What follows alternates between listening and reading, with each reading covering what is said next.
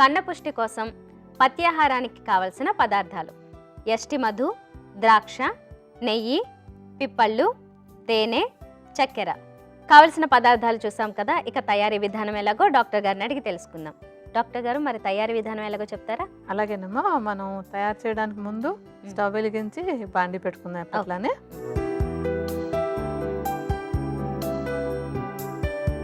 దీనిలో ఏంటంటే మనకి కొంచెం 2 స్టెప్స్ లాగా చేసుకోవాలి. మనం ముందు ఒక కషాయాన్ని తయారు చేసుకోవాలి. ఆ కషాయం తయారు చేసుకోవడానికి ఏంటంటే మనకి ఎండు ద్రాక్షను, యష్టి మధు కావాలి.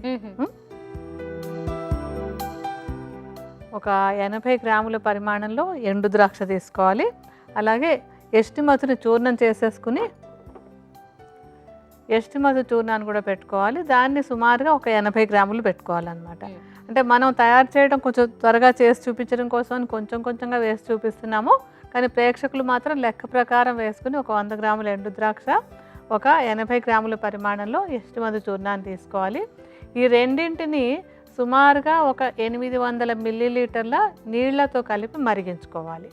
సరేనా? ఇప్పుడు మనం ఆ పని చేద్దాం. ముందు నీళ్లు పోసుకుని దానిలో ఈ 2 కలుపుదాం. ఓకే.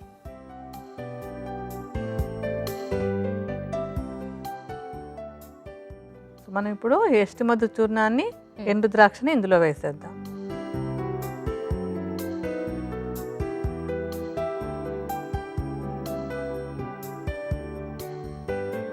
ఇప్పుడు ఎండు ద్రాక్ష, యష్టి మధు నీళ్ళలో కలిపి మనం ఒక కషాయం లాగా కాచుకోవాలి.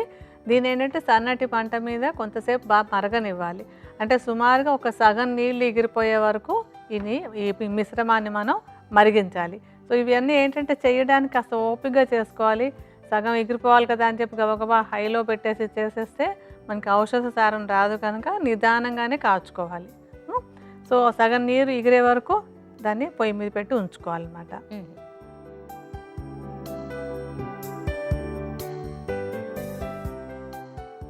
సో ఇప్పుడు మనకి బాగా సగం నీళ్ళు దాకా మరిగిపోయింది కదా. మనం ఇప్పుడు ఈ కషాయాన్ని తీసుకొని ఇందులో మిగతా ఇతర పదార్థాలు కూడా కలుపుకోవాలన్నమాట. ఇప్పుడు ఇందులో మనం కలపవలసినటువంటిది ఏంటంటే ముందు నెయ్యి. నెయ్యి మనకి ఈ కషాయంలో సుమారుగా ఒక 200 గ్రాముల పరిమాణంలో వేసుకోవాలి. మీరు లెక్కగా వేసుకోండి. మేము కొద్దిగా నేతితోటి చేసి చూపిస్తాం మీకు. సో ఇప్పుడు ఈ నేతిని మనం ఈ కషాయంలో కలిపేద్దాం.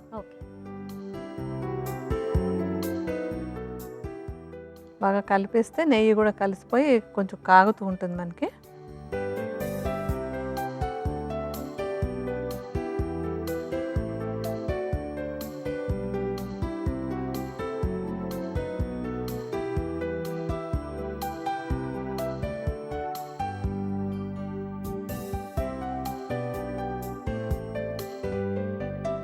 ఇప్పుడు ఇందులో మనం కొంచెం పిప్పళ్ళ చూర్ణం కూడా వేసుకోవాలి. ఈ పిప్పళ్ళ చూర్ణం ఏమో 80 గ్రాముల పరిమాణంలో ఇందులో కలిపేసుకుందాం.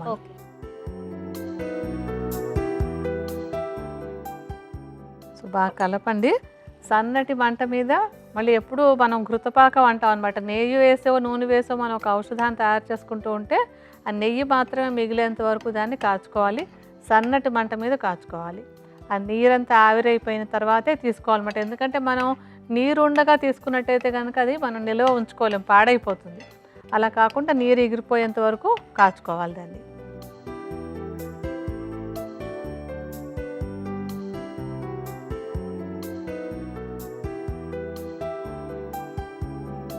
ఇంకా మనకి నెయ్యి మాత్రమే మిగిలింది కదా.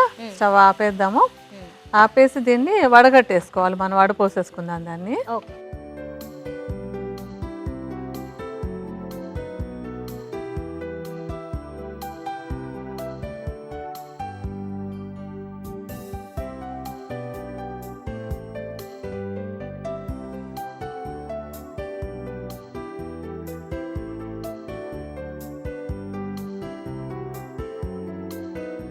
ఇప్పుడు మనం వడగట్టుకుని తీసుకున్నాం కదా ఈ నేతి భాగాన్ని. ఇందులో మనం తేనె, పంచదార కూడా కలుపుకోవాలి. ఇప్పుడు లెక్క ప్రకారం తయారు చేస్తున్నప్పుడు ఏంటంటే ఇందులో సుమారుగా ఒక 100 గ్రాముల తేనెను కలుపుకోవాలి. మనం సుమారుగా కొద్దిగా ఇందులో తేనె కలుపుకుందాం. ఒక చెంచాడు తేనె వేయండి.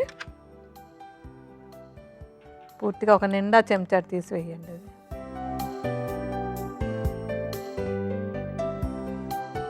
చక్కెరను కూడా మెత్తటి పొడిలాగా చేసేసి ఉంచేసుకుని ఒక 100 గ్రాముల చక్కెర పొడిని కూడా ఇందులో కలిపేసేయాలి. అంటే వడగట్టుకున్న తర్వాత, అంటే ఔషధాన్ని మనం కాచి వడబోసేసుకున్న తర్వాత చివర్లో కలపాలి. అంటే చల్లారాలు కూడా.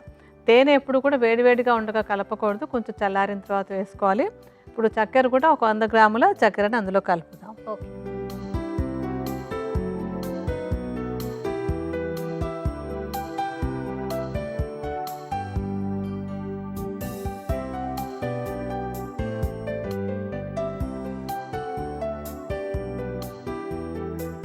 డాక్టర్ గారు, మరి ఇది రెడీ అయిపోయినట్లేనా? దీన్ని ఎలా తీసుకోవాలంటారు? ఇప్పుడు ఇది పూర్తిగా రెడీ అయిపోయినట్టే. నిల్వ ఉంచుకోవచ్చు కూడా దీన్ని. దీన్ని తీసుకోవడం ఎలాగంటే మామూలుగా పాలల్లోనో దేనిలోనో కలిపి కాకుండా దీని ప్రత్యేకంగా పేలాలు ఉంటాయి మనకి, బియ్యంతో తయారవుతుంటాయి, వరి పేలాలు అంటాం. ఆ పేలాలని పొడిలాగా చేసేసుకోవాలి. అవి చాలా తేలికగా అరుగుతాయి. ఒకవేళ పేలాలు దొరకలేదంటే కనుక మరమరాలని తీసుకొచ్చినా పొడిలాగా చేసేసుకోవచ్చు. పొడిలాగా చేసి ఒక కప్పులో, అంటే సుమారుగా ఇంత పరిమాణంలో పేలాల పిండిలాగా తీసుకుని పెట్టుకుంటే దానిలో ఇది ఒక 2 చెంచాలు దానిలో కలిపేసుకుని తినాలన్నమాట దీన్ని.